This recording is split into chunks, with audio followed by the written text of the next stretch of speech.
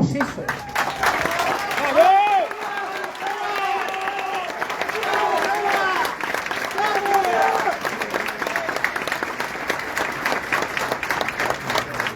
Y cuando esta persona... Mirá, eso. Eso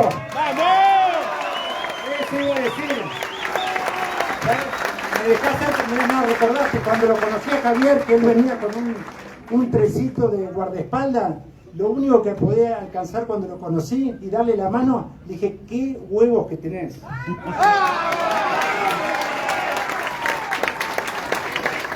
Y bueno. ¡Y vos también, Seba! ¡Vamos! Y para terminar mi percepción, recuerden eso, él no se quedó con eso. Él dijo, ¿cómo sigo esta batalla cultural? Gracias, Karina, por los datos. Un día lo voy a volcar en un libro. Y él dijo, ¿cómo puedo profundizar eso? Y le explicaron muy bien que esa batalla cultural la tenía que seguir llevándola adelante en el campo de la política. Él decidió eso, es un salto al vacío, sin mallas de contención. Por favor, imaginémonos, él solo, con Karina, con un pequeño grupo que lo contenía y se animó a enfrentar eso. Porque se la banca, Javier. ¡Vamos!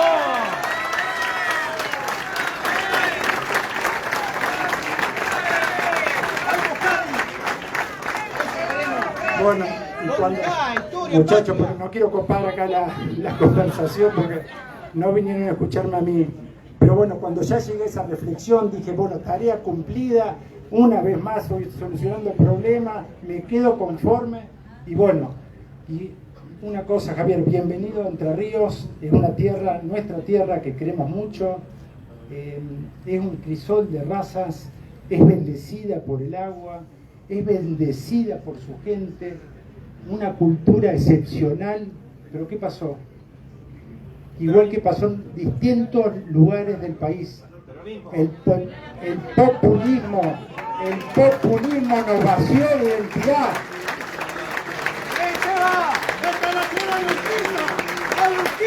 No sabíamos de dónde veníamos ni a dónde íbamos. Nos vaciaron, no solamente nos vaciaron los bolsillos, nos vaciaron el espíritu de la gente, nos vaciaron las instituciones, nos vaciaron los sectores productivos, nos vaciaron la actividad comercial, incluso nos vaciaron el don de gente de cada uno de los habitantes. Fueron por todo en este lugar donde se organizó el país desde Entre Ríos. Tenemos que ser orgullosos de eso. Y nos dejaron sin nada. Gracias a este hombre estamos aprendiendo a reconstruir. Pero una cosa más, Javier, para contarte la situación. También nos vaciaron. ¿Dónde fue donde dañaron más? Dañaron más en las grandes ciudades, porque buscaron los botines electorales. Y en esos botines electorales era comprar con prebenda a la gente para que siempre esa maquinaria electoral le fuera afín a ellos. Y rompieron la cultura del trabajo. Pero vos...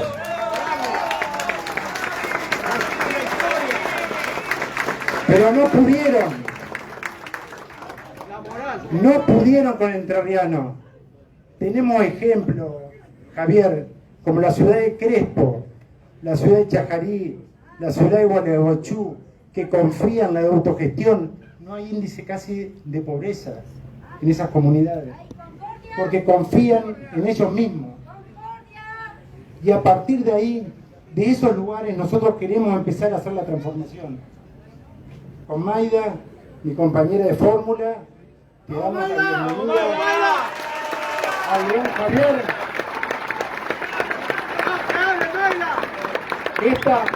Con Mayra nos sentimos, si Javier es el León, nosotros somos una yunta de bueyes. que vamos a hundir nuestras pezuñas en el barro de la política. ¿Pero para qué? Para dar el paso siguiente. Muchas gracias. ¡Vamos, Seba!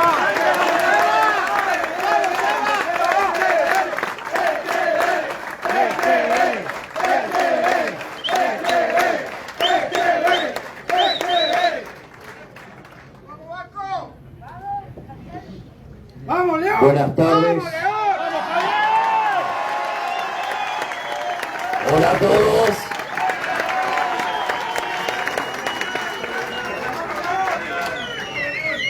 Genio. Muchas gracias, Sebastián, por tus palabras. Muchas gracias, Maida. Muchas gracias por la valentía de meterse en el barro de la política. Yo recuerdo lo que me dijo en su momento el primer asesor que tuve en tema de política. Me preguntó si tenía esqueletos en el ropero, si tenía muertos en el ropero. Me acuerdo que me miré con el jefe y dijimos, ¿de qué habla? Nosotros tenemos ese tipo de cosas. Entonces me dijo, no me importa, te voy a investigar durante 2 meses. Entonces, a los 2 meses vino y me dice, te revisé hasta el ADN. Tengo 2 noticias, una buena y una mala. Dije, bueno, yo soy un perfeccionista, así que digamos, decime la buena, así después trabajamos ya sobre la mala. Entonces la buena era que no me habían encontrado nada. Dije, ah, qué bueno que es eso. No, eso también es lo malo, porque te lo van a inventar. ¡Tiembla la casa, Javier!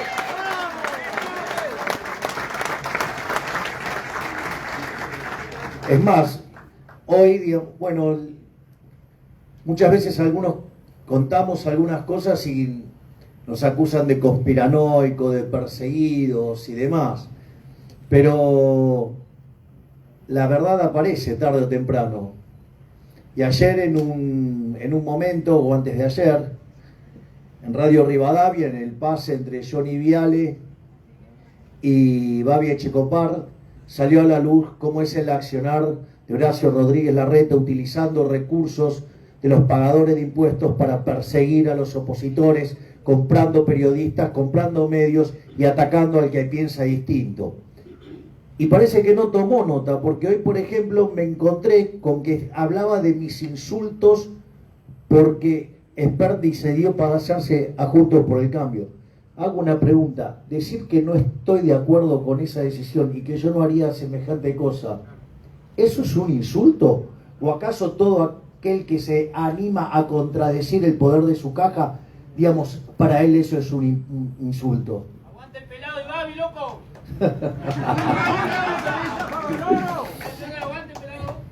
Entonces, en ese sentido, es como esto figura, digamos, o sea, se instalan mentiras, o sea, y ahí también hay algo que es interesante.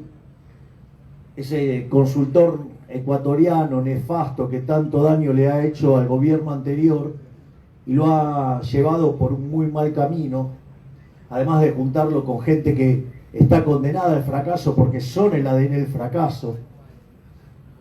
En ese contexto, él se enamoró de su teoría del caballo blanco y decía que el problema es que cuando un candidato aparece antes, digamos, si aparece este caballo blanco, el problema es que lo terminan ensuciando y cuando llega al momento de las elecciones está sucio como todos los demás y no se puede diferenciar. Y muy sabiamente Liria el otro día hizo un posteo que decía, por más que lo traten de ensuciar al caballo blanco, el caballo es blanco.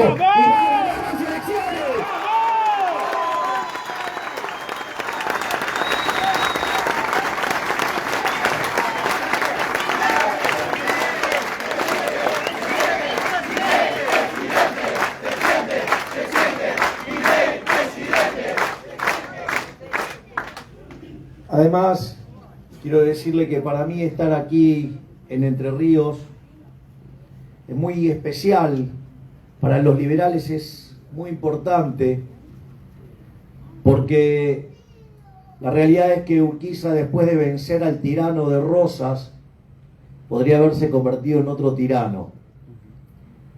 Y si bien durante un tiempo la historia se contó de una manera, sabemos cómo fue la verdadera historia. Nunca perdió Urquiza, pero en su grandeza se dedicó a impulsar la Constitución de Alberdi. Y en 1860 se sumó a la provincia de Buenos Aires. Y luego de eso empezó el proceso liberal que hizo que Argentina en 35 años, de ser un país de bárbaros, pasó a ser el país más rico del mundo. Por lo tanto, a toda esa casta maldita que dice que no se puede, acá hay un testimonio de que sí se puede y lo vamos a volver a lograr.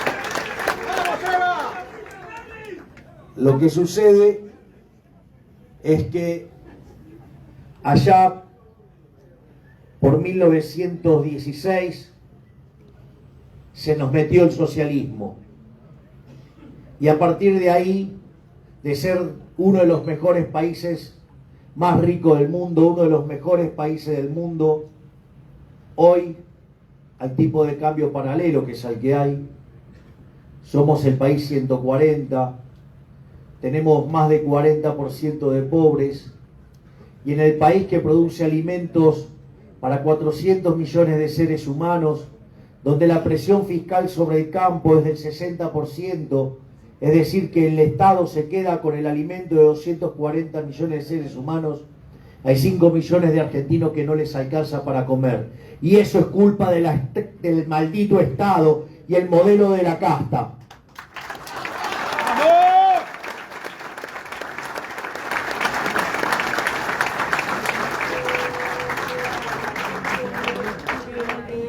En cuanto al modelo de la casta, nosotros cuando fue el debate para diputados nacionales en el 2021, logramos sintetizarlo en una falacia nefasta que usan todos los políticamente correctos en Argentina, y es: donde hay una necesidad nace un derecho. Miren, suena muy lindo, pero donde hay un derecho hay que pagarlo. Y el problema es que las necesidades son infinitas y los recursos son finitos, y eso conlleva a una inconsistencia, a una tensión. Si les dijera que es un problema que no tiene solución, les diría que es mentira, porque se tendría que levantar de la tumba mi papá, el escocés Adam Smith, y dejarme una zapatería en el traste. Porque justamente como economista no puedo ignorar el rol del sistema de precios y la propiedad privada para terminar con ese problema. Sin embargo, esa solución de la mano invisible a los políticos no les gusta. Es decir, ellos prefieren la garra del Estado, el puño opresor de la política sobre los argentinos de bien. Y la consecuencia de ello se manifiesta en déficit fiscal. Esa nefasta idea de la justicia social, que es absolutamente injusta, porque parte de un robo y además implica un trato desigual frente a la ley, esa es la base de la decadencia argentina. En ese sentido, de los últimos 122 años, Argentina tuvo déficit fiscal durante 112. Es decir, la única política de Estado que ha existido en Argentina desde el inicio del siglo XX es el déficit fiscal. Y nos quieren seguir engañando que esto se arregla con Estado presente. El Estado no es la solución, sino que el Estado es el origen de todos nuestros males.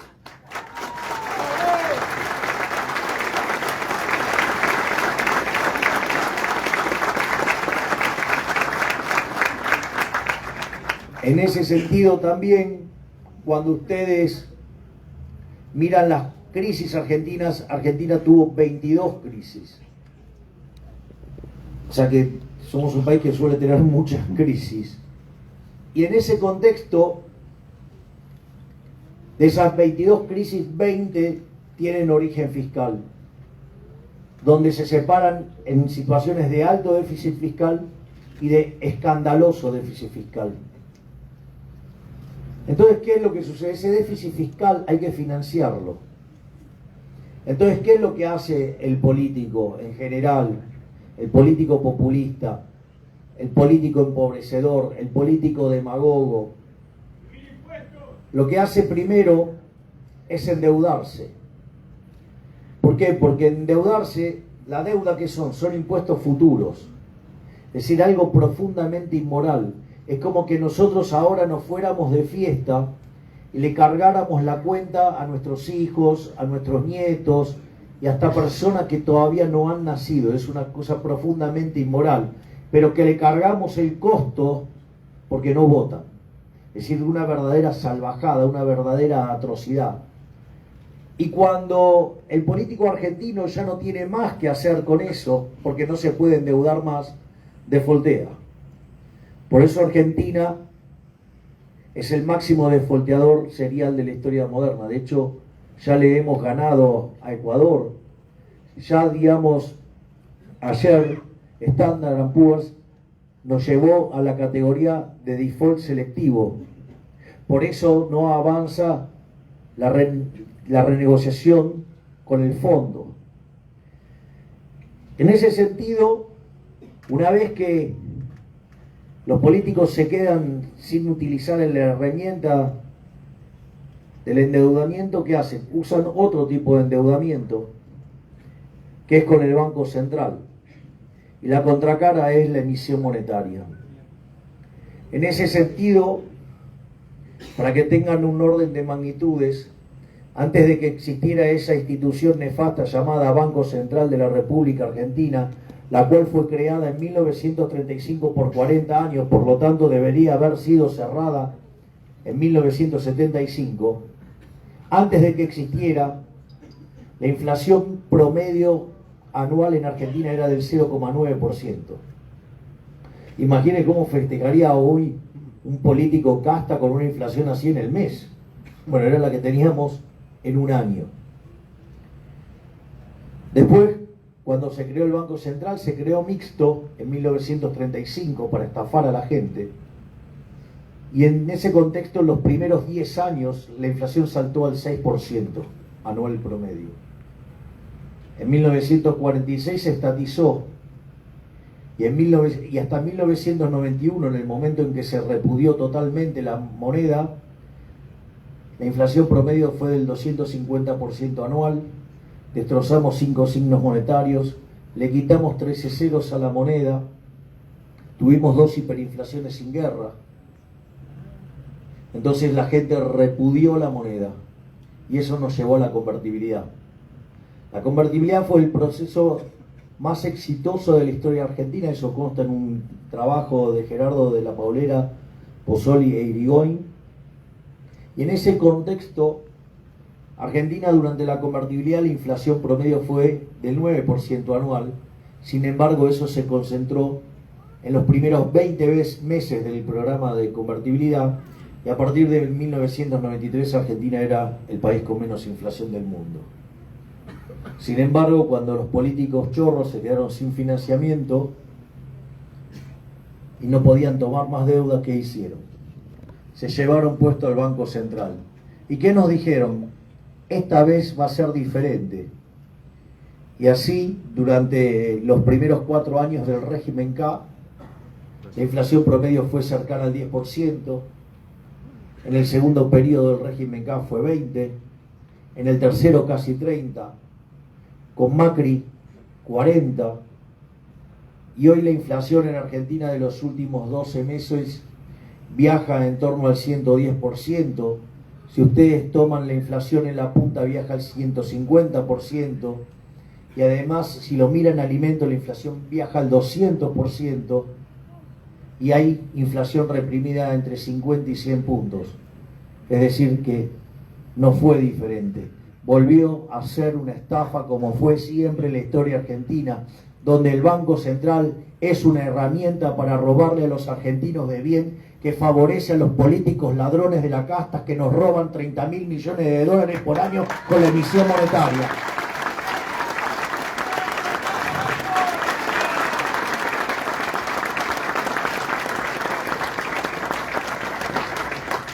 Y es increíble, ¿no? Porque con una herramienta que hace tanto daño, que penaliza el desempeño de la economía, que genera mala asignación de recursos, que distorsiona el sistema de precios. Ustedes piensan que el sistema de precios es un mecanismo de transmisión de señal, de coordinación y de ajuste. Es decir, nosotros hacemos una transacción, yo le vendo a Sebastián este vaso, él me da una determinada cantidad de dinero y eso se convierte en una señal.